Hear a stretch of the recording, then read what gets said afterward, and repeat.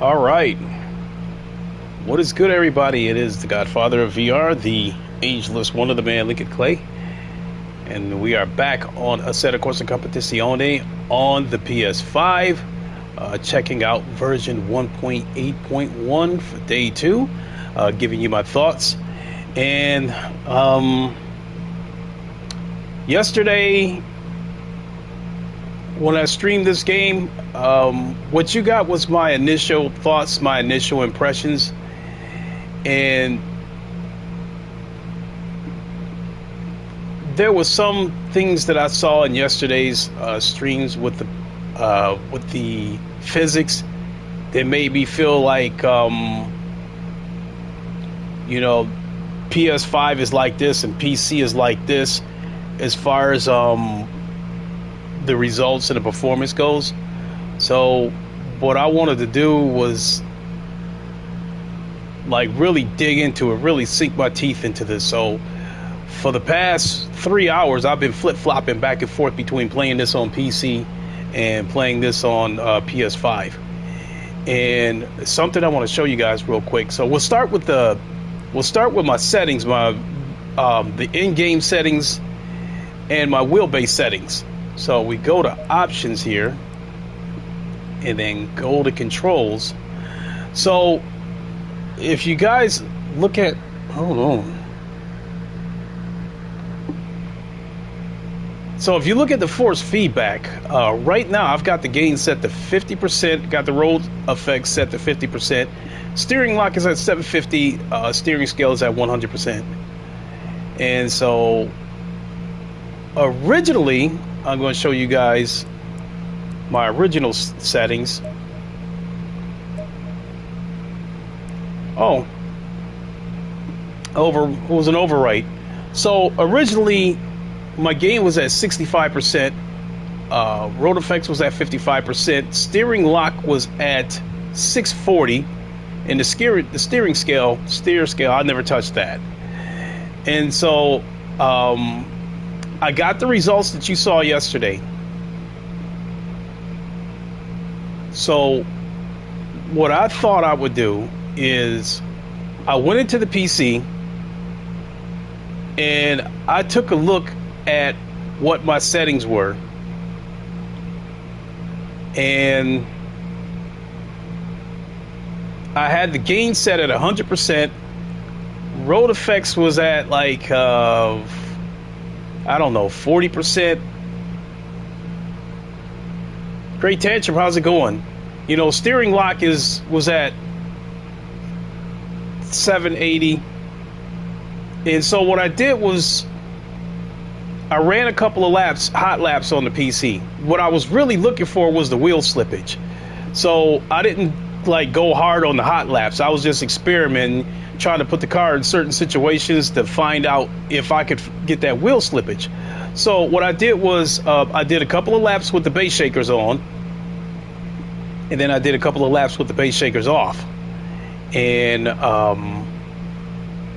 so without the base shakers, I couldn't really feel wheel slippage that much. And what I did was I came back on PS5 and I put the exact same PC settings into the PS5, and for the most part I kind of got the same results. As I was going around corners and I hit the gas, I felt nothing, and the car rotated and I was getting oversteer. So what I did was, the next thing I did was I went back and tried it again on PC. It's just gonna sound like I'm flip-flopping, and the same thing happened. So I think to shorten this off, because we're gonna go do a couple of laps here. I think to shorten it, to shorten it, on my wheelbase, I've got 4 presets. Number 1 is for PC. Number 2 is for PS5. Number 3 is, I think, for Automobilist, the 2. And number 4 is for F122. So what I did was, to get to the bottom line, the wheel settings that I use for PC, preset number 1, I use that on the PS5, and I use these exact same settings that you see here, because these are the settings that I have on PC, the in-game settings, and the results were about the same. I think the big difference is with the force feedback is, you know how in the past I said that on the PS5 the force feedback that I'm getting felt belt driven? Well, it still does. And the small details were in the road. The difference between the force feedback with me on the PS5 using the Drivehub adapter, and not only that, I've got the wheelbase and compatibility mode, versus the native feedback that I was getting on PC. The big difference was that on PC I was getting those sharp, small details, you know, that felt like sharp ticks, whereas on PS5, it felt like thumps. Either the thumps was either hard or soft. But other than that, you know, I think the force feedback felt the same when I went over rumble strips, and what have you. So all that being said, I would say that version 1.8, as far as the physics and the handling goes, is on par with PC. Now, a lot of people have complained. Let's go with the setups. Current setup. You got the traction control at 3. Now, when I've watched some other YouTuber streams, they didn't complain about the force feedback or the physics. What they were complaining about was the bugs, because it seemed like some of the bugs came back from when they first put the next gen patch into this game, along with a couple of new bugs. So that's what the complaint seemed to be, and not about the force feedback or the handling.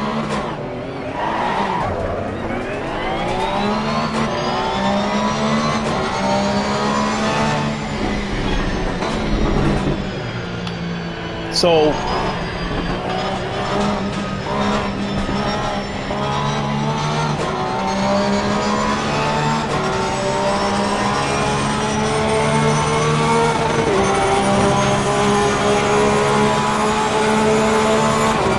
the big thing that I was looking for is going through chicanes and going around corners. What I was feeling on PS5 versus what I was feeling on PC. And I've talked about it, and I've talked about it before.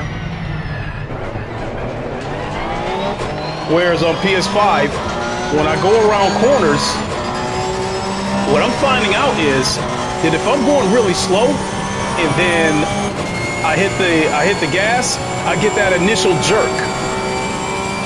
And I get that on both PC and PS5.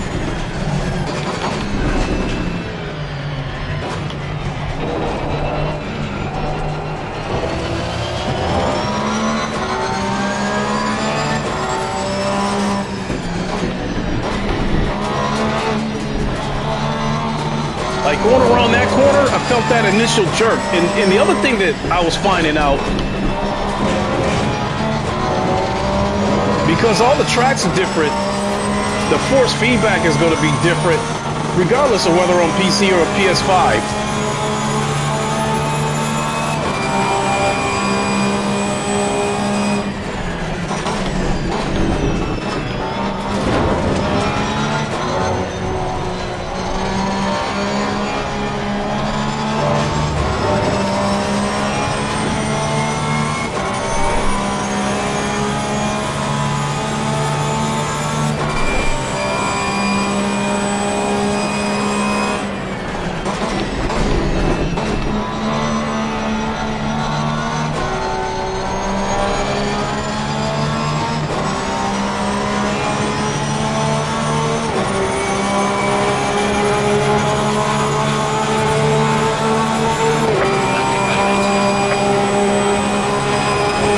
See?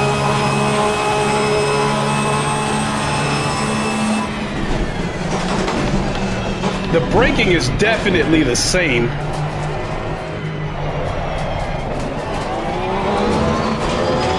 As far as the stopping distance goes,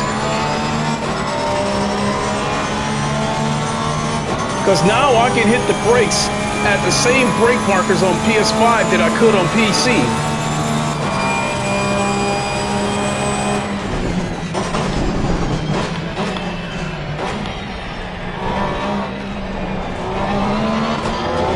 And just like on PC, how well I stop the car depends on whether or not I'm modulating the brakes.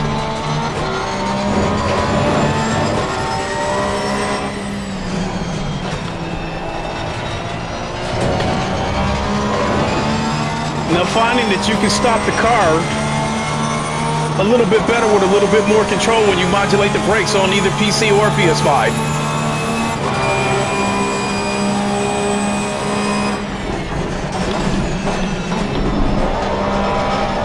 Oh, and right there I came in late.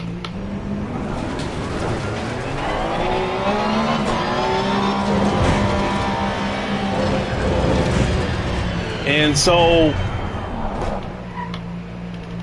I will say this.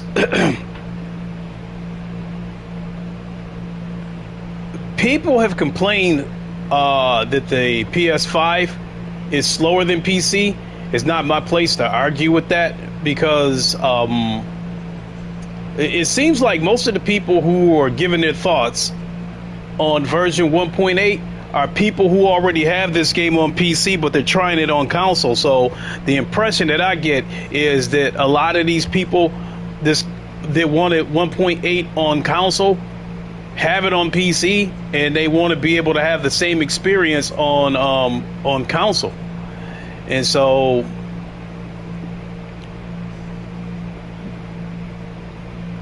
you guys have heard me say before that I'm faster in VR and with the base shakers on on PC, and that's a fact. And I think that after the test that I've run over the last couple of hours, as far as the physics and the force feedback goes, I think the playing field is kind of even. I think it's pretty close, even with me having to use the Drivehub adapter and having the wheelbase and compatibility mode. It's still pretty close. I'm still getting pretty close to the same information on PS5 that I'm getting on PC. It's just that when I'm on PC and I'm using the base shakers, I'm getting more information. And then when I'm in VR, I'm actually inside the car, actually on the track, so I can judge the brake markers better, in terms of the draw distance. And even though I'm playing here on a 65-inch TV, shit in the distance still looks, to me, it still looks a lot smaller than it would in VR. So I think that in terms of my lap times, I think it's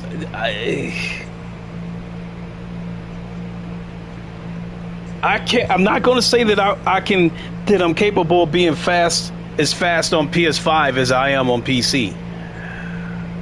What I will say is that if I want to get faster on PS5, I'm simply going to have to adjust to driving without VR and without my base shakers. But the potential is there. So right there, I just turned in a 153.1. I think yesterday, I might have turned in a 150 flat or 152.9. So on PC, on this particular track, my fastest lap is 149.8. When I'm in a race, if I'm having a good race, I can turn in consistent 150s.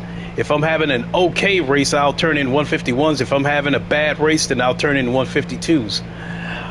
Here, after yesterday, I was turning in consistent 153s, but I'm still learning I was still learning the physics, and still, and having to drive with no base shakers and no VR. So it was like it's like playing a whole new game. But But yeah, I'm convinced that I can get faster. Again, it's just a matter of me getting used to no base shakers and no VR.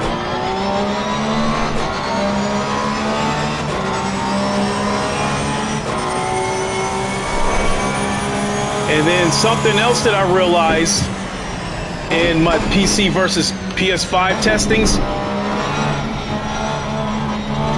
See, now I feel a little bit something. So what I'm finding out is when you're going around corners, the slower you're going around the corner and then you give the car the gas, you feel that initial jerk where it gets stiff. Whereas the faster you're going, the jerk and the stiffness it's not as profound. And the other thing I had to realize was the tracks. If you're on a track with a lot of elevation changes, a lot of sudden drops, hills and stuff, you could definitely oversteer the car. And then I found out that the other Porsche that I was using, it is just a unstable car. Hard to believe that at one time I could drive that car, but that car is unstable on both PS5 and PC. As part of my testing of the PS5 versus PC, I went back to that other Porsche, the 911-2. God. And I was losing control of that car just as much on PC as I was on PS5. And that's another thing that convinced me that these physics and the force feedback is pretty much it's on par now with PC.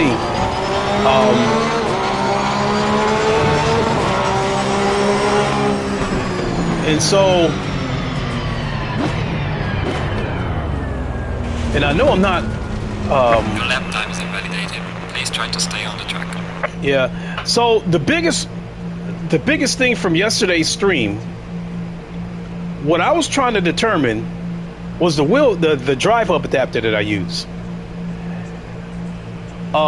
If anybody were to contact me and say, you know, I want to play GT7 and ACC, but I don't have a PlayStation wheelbase, I've got a PC wheelbase, would you recommend the Drivehub adapter? Originally for GT7, I would have told him yes, because I did feel feedback when the brakes locked up, and I did feel a little bit of feedback from wheel slippage. But I couldn't recommend it on ACC at the time off of 1.7.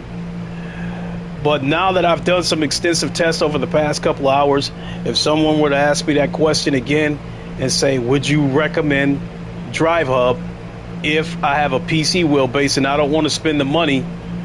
Is this Mass Effect? How's it going, my guy?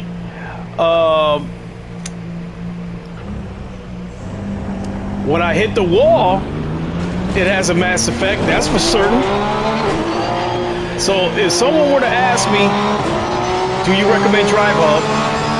Now I can, and they don't want to spend the money for a PS5 wheelbase, I can tell them yes. I can't recommend the Drivehub.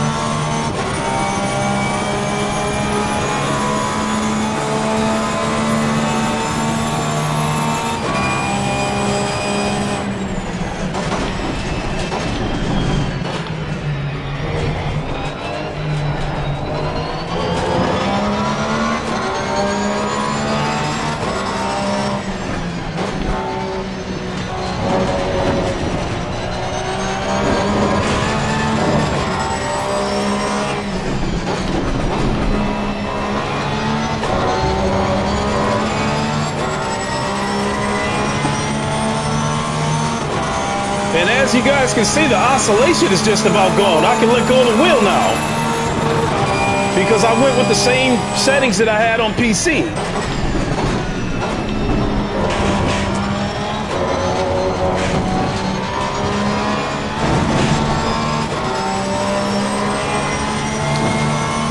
So I'm still getting the same details but the oscillation is gone. When I put my hands on the wheel, I still feel the same details from the road effects.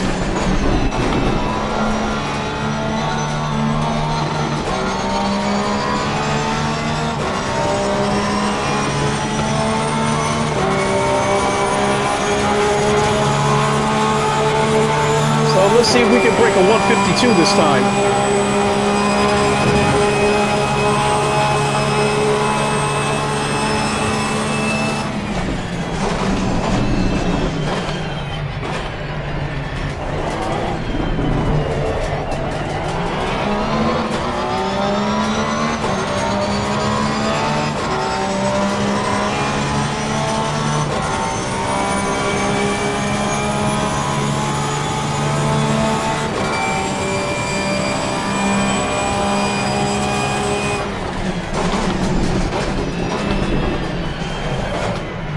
Made that turn late.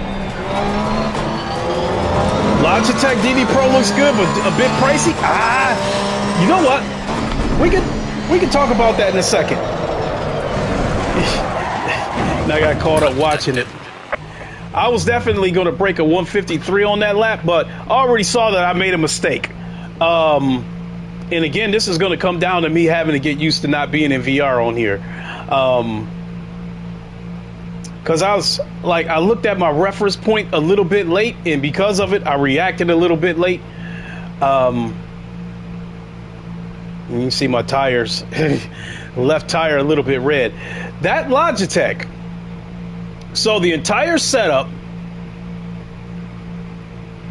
the wheel plus the wheelbase plus the pedals, and their load cell pedals, is $1,400.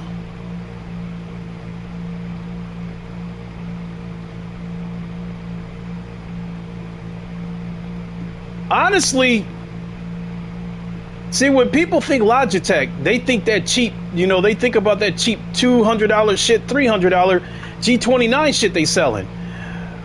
For what you're getting,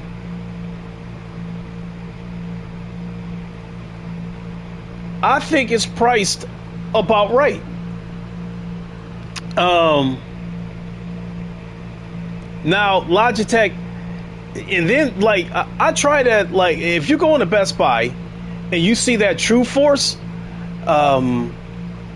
you press the button and it'll give you a demo. And the details on that True Force is not bad. It's just that the wheelbase doesn't have any power. I think it's only got 2 Newton meters of torque. Now, this Logitech DD Pro has 11 Newton meters of torque. And then you got the load cell pedals. Now, the pedals by themselves, I think, are somewhere. Logitech G Pro is what it's called. Okay, I'm sorry. Yeah, you're right. It is the G Pro. The load cell pedals,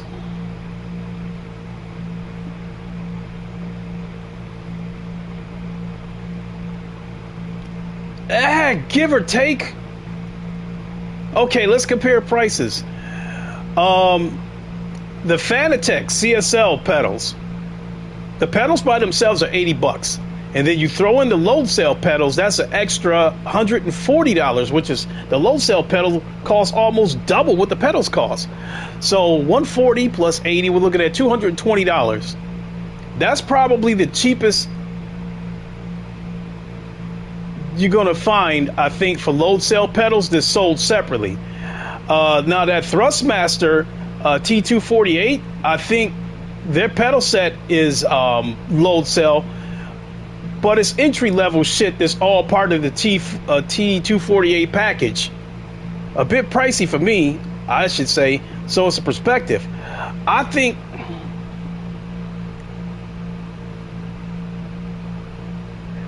the True Force technology makes it comparable with direct drive wheelbases of the same specs. I would really love to try it, but I don't want to spend that kind of money just to experiment with it. I'm led to believe that based on what people might be saying about it, I'm led to believe that it's probably got more details than the Camus or even the Moza. Because I guess when it comes to the small details, you know, Fanatec is still, you know, kind of the cream of the crop.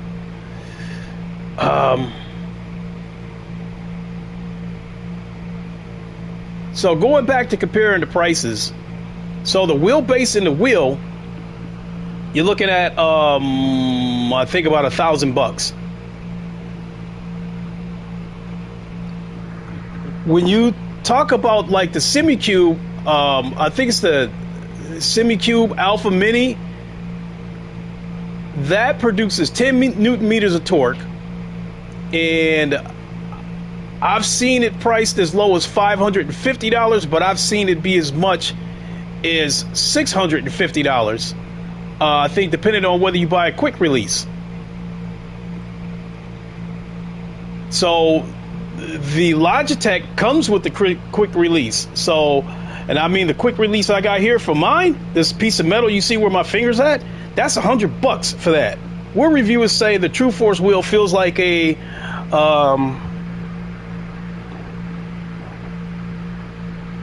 feels like a very high-end wheelbase. I'd imagine the True Force, the True Force technology probably puts it on par with some of the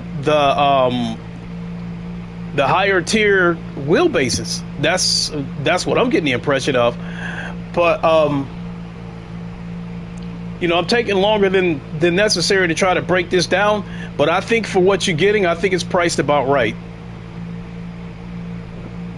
An 11 Newton meter wheelbase, you're looking at about, depending on who makes it, I think for an 11 Newton meter wheelbase, you might be looking at anywhere from $600 to $800 for an 11 Newton meter wheelbase. And then the wheel, depending on the wheel, even entry level looking wheels start out at $200, and with other companies like Moza and like their cheapest wheel, I think it's the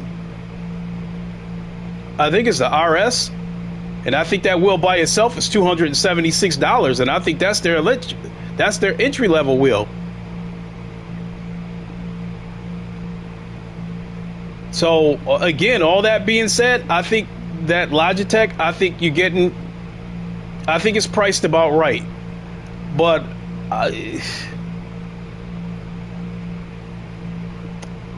I think when people think Logitech or even Thrustmaster, I think the first thing that people think when it comes to sim racing equipment is that those two companies are like the McDonald's or Burger King of sim racing. You know, they're not a 5-star restaurant. They're fast food shit.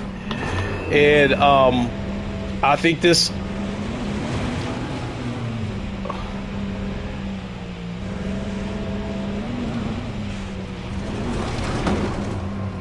I think Logitech is put in a peculiar spot coming out with the G Pro, because the people who use the G29, they're going to see that as a pricey upgrade. They're going to see that as too much of an upgrade. Their thought process is if they go to spend that much money, they might as well go with Fanatec or something. The Logitech has the edge with the True Force Newton, yeah, because you're talking about 11 Newton meters versus 8. And then I think you're getting from what I'm seeing, I think you might be getting a little bit better looking wheel than the DD Pro on the Fanatec. So where's my gloves at? So yeah, I think it's worth what they're asking for. And then the other thing that I was going to say is people like me, and I'm not saying that in an arrogant way, but people who have the kind of equipment that I do with this 20 Newton meter Fanatec wheelbase, you're not going to get people to get rid of that for that Logitech. So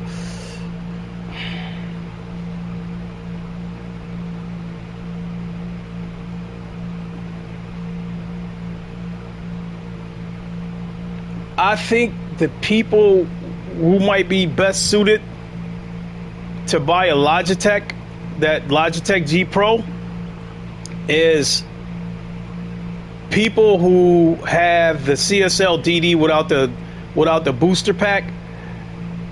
But that's catchy right there too, because you spend an extra $150 and get that booster pack. Or if you want to go bootleg and try to come up with your own booster pack, then you're up to 8 newton meters.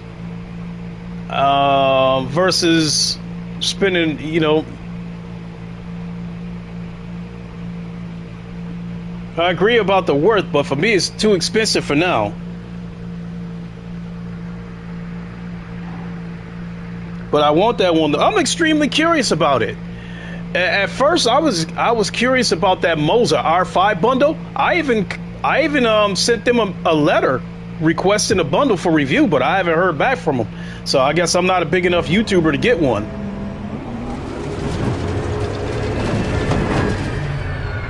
But I think that I was the perfect candidate to try out the R5, because before I bought all this stuff that I got now, I was definitely a budget sim racer. You guys remember when I was sitting at a damn coffee table with a Thrustmaster?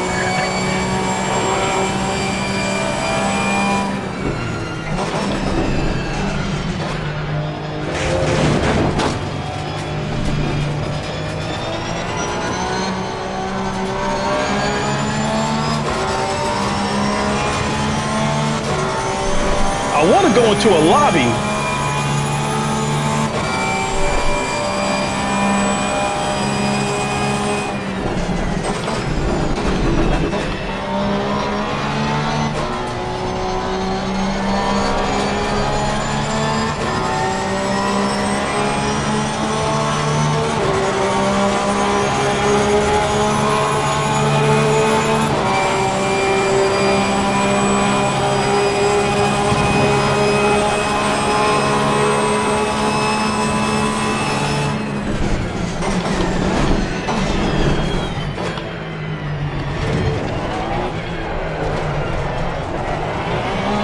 Oh, I just realized something. So that second corner right there, I might have to trail break it around that corner a little bit, or coast it through there.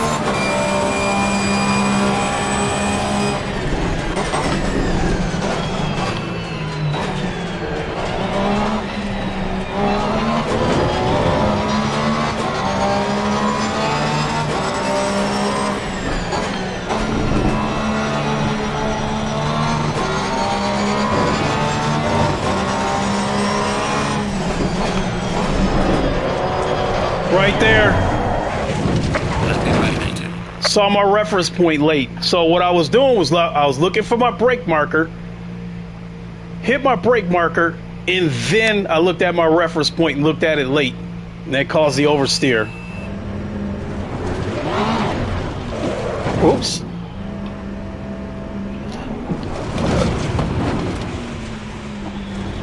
Oh.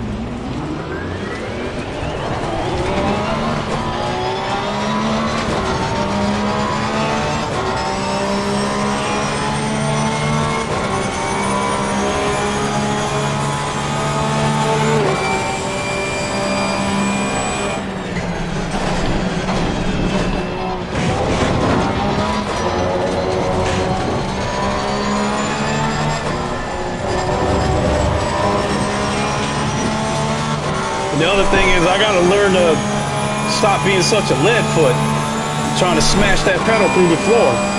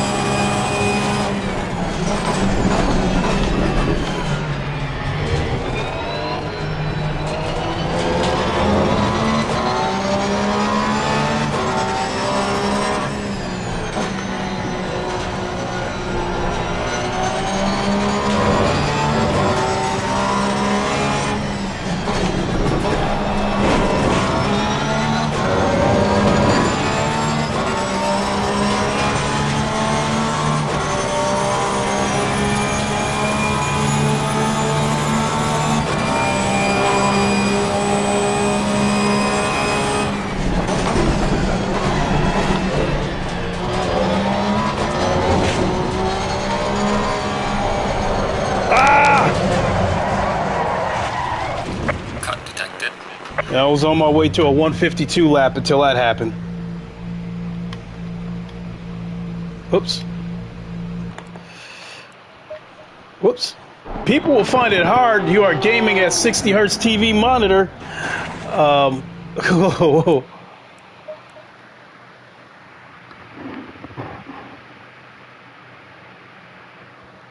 Yeah, I'm sitting at a 65-inch TV, but see, because I race in VR, you know, because I play mostly everything in VR, it doesn't matter that I'm using this TV as a monitor. Because I only use the TV as a means to navigate through the menus, and then once I navigate to where I'm going, then I put the headset on, and then the TV becomes irrelevant.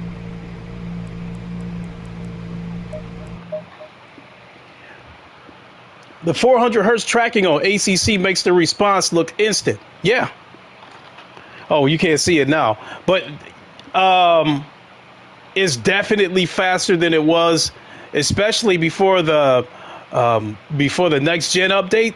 I thought it was horrible. Let's see what the lobbies are looking like.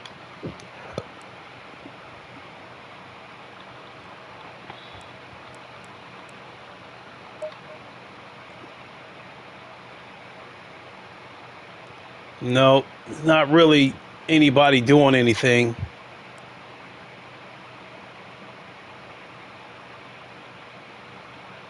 These lobbies are just about dead.